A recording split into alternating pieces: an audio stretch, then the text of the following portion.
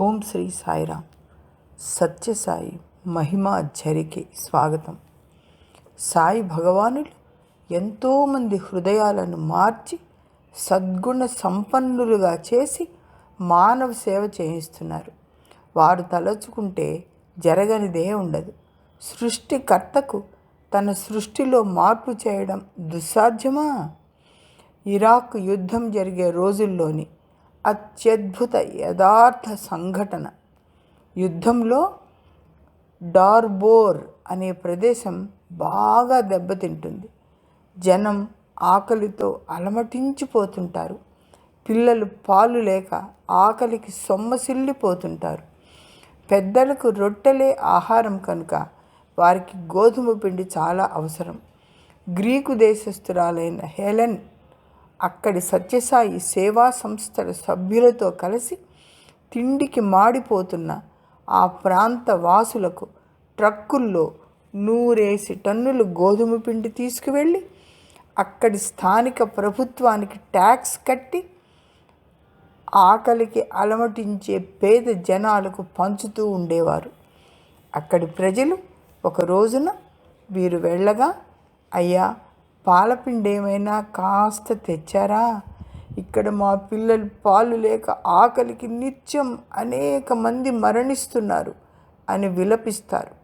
ఆ మాటలకు చాలా బాధేసి హెలెన్, ఇతర కార్యకర్తలు చుట్టుపక్కల షాపుల్లో పాలపొడి కొని తెచ్చిద్దామని ప్రయత్నిస్తారు.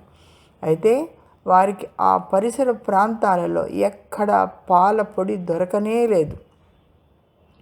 సత్యసాయి భక్తులు బాధతోటి, భగవాన్, మాకు కొద్దిగా పాలపొడి కూడా తేవాలనే ఆలోచన ఎందుకు కలిగించలేదు స్వామి? ఇంతమంది పిల్లలు మరణించడం చాలా బాధాకరంగా ఉంది స్వామి.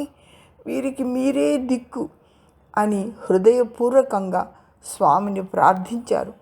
తాము తెచ్చిన గోధుమ పిండైనా అందరికీ పంచుదామని ట్రక్కుల నుండి దింపసాగారు. ఒక సంచి పగిలి పిండి బయటకు వస్తుండగా అక్కడి పిల్లలు పోగై ఆ పిండిని పిడికిళ్లతో పట్టుకొని ఆవురావురుమని తినసాగారు. మన కార్యకర్తలు, పిల్లలు, అది తినకండి, గోధుమ పిండి నాలుకకు అతుక్కుపోతుంది, గొంతుకు అడ్డుపడుతుంది అంటున్న పిల్లలు ఆగక ఆ పిండిని పిడికిళ్లతో పట్టుకొని తింటుండగా అక్కడి ఒక వ్యక్తి కొద్దిగా పిండి తీసుకొని నోట్లో వేసుకొని రుచి చూసి, మేడం, ఇది పాలపొడి, తీయగా ఉంది, అందుకే పిల్లలు తింటున్నారు అంటాడు. హెలెన్ కొద్దిగా తీసుకొని నోట్లో వేసుకొని ఆశ్చర్యపోతుంది. అది పాలపిండే. కార్యకర్తలు గబగబా 2-3 సంచీలు విప్పి చూడగా పాలపిండే.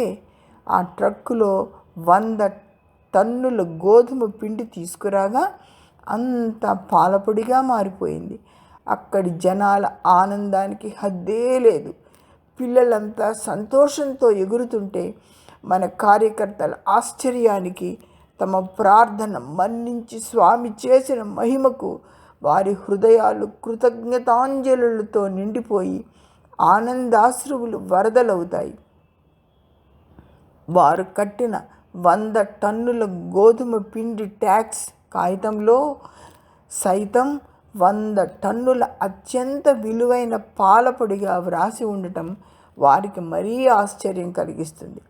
ఇలా విదేశాలలో సేవ చేసే సత్యసాయి భక్తులను స్వామి తమ దివ్య హస్తంతో ఆదుకుని ఎక్కడ ఏది అవసరమో అది అందించి తృప్తిగా, సంతోషంగా సేవ చేసుకునే భాగ్యాన్ని వారికి కలిగించి కాపాడుతున్న భగవాన్ సర్వాంతర్యామి కాక మరేంటి? హస్తచాలనంబున వస్తు సృష్టి చేసి వస్తువుల మార్చేసి మస్తు కృపను జూపు తెరలు మనసు తెరలు దింపి మంచివారిగా చేయు మహితమూర్తి మన మంచి సత్యసాయి. 2004 నవంబర్ 19వ తేదీన హెలెన్ ప్రశాంతి నిలయంలో స్వామివారి సన్నిధిలో చేసిన ప్రసంగంలోని అంశం ఇది. జై సాయిరామ్.